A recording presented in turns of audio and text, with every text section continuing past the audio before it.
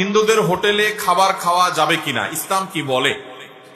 হিন্দু বা খ্রিস্টান বা অন্য ধর্মাবলম্বীরা যদি কোনো হোটেল, খাবারের হোটেল ইত্যাদি করেন, সে খাবারের হোটেল, খাবারের দোকানে যদি আপনি খাবার খান, সেটা জায়েজ হবে যদি সেটা হালাল খাবার হয়।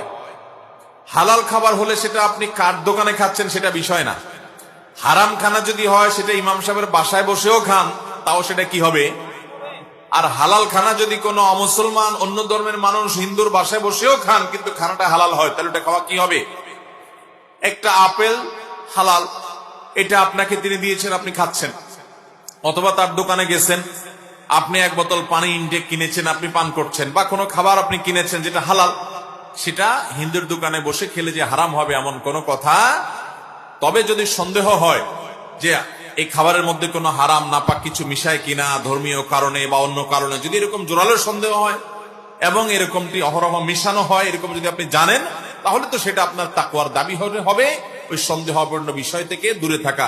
দামা ইউরিবুকা ইলা মা লা ইউরিবুক, হাদিসে আসছে যেটা সন্দেহপূর্ণ ওইটাকে তুমি পরিহার করো, সন্দেহ মুক্তটা তুমি গ্রহণ করো, সেটা আপনি অবশ্যই চেষ্টা করবেন। কিন্তু আপনি মুসলমানের দোকানে খান আর হিন্দুর দোকানে খান, মূল দেখতে হবে যে আপনার খাবারটা হালাল কিনা।